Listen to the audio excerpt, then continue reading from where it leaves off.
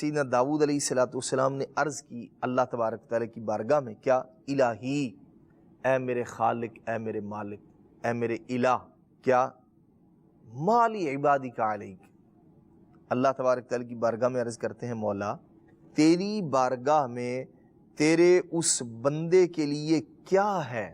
کس بندے کے لیے؟ جو تیرے گھر کی زیارت کرنے کے لیے آتے ہیں، مولا جو کعبۃ اللہ المشرفہ، خانہ کعبہ کی زیارت کے لیے، یہاں طواف کے لیے، یہاں حج کی ادائیگی کے لیے، عمرہ کی ادائیگی کے لیے آتے ہیں، مولا اے میرے خالق، اے میرے مالک، تیری بارگاہ میں ان بندوں کے لیے کیا ہے؟ کیا اجر عطا فرمائے گا، کیا ثواب عطا فرمائے گا؟ نبی پاک صلی اللہ تعالی علیہ وآلہ وسلم نے ارشاد فرمایا یہ کس نے پوچھا؟ حضرت داؤد علیہ السلام نے اللہ تبارک و تعالی کی بارگاہ میں سوال کیا۔ فرماتے ہیں حضرت داؤد علیہ نبینا علیہ السلام کو اللہ کریم نے ارشاد فرمایا ان لکل زائر علی المزور حقا، اللہ اکبر، فرمایا ہر مہمان کا میزبان پر حق ہوتا ہے۔ جب کوئی بندہ کسی کے گھر جاتا ہے تو ظاہر سی بات ہے وہ جو مہمان کا حق ہے وہ اس گھر کے مالک پر ہوا کرتا ہے، میزبان پر ہوا کرتا ہے۔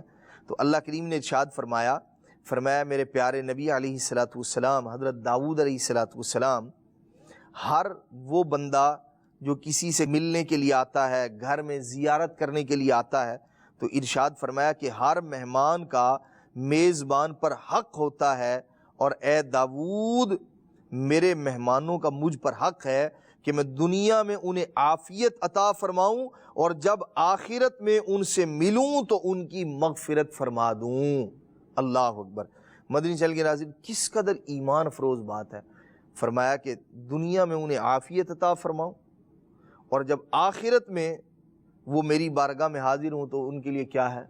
مغفرت، ارشاد فرمایا بخشش ہے ان کے لیے۔ اللہ اکبر۔ مدنی چینل کے ناظرین، ہم بھی غور کریں، اللہ کے گھر کا جو بندہ مہمان بن رہا ہے اور اللہ تبارک و تعالی اس کی بخشش کے اسباب پیدا فرما رہا ہے، تو پھر بندہ مومن کو چاہیے کہ وہ اعمال وہ کرے، نیکیاں وہ کرے جو اللہ تبارک تعالی کی رضا کا ذریعہ اور سبب قرار پائیں، اور اپنے آپ کو ہر اس کام سے، ہر اس انداز سے بچائیں جو اللہ تبارک و تعالی کو ناراض کر دینے والا ہے۔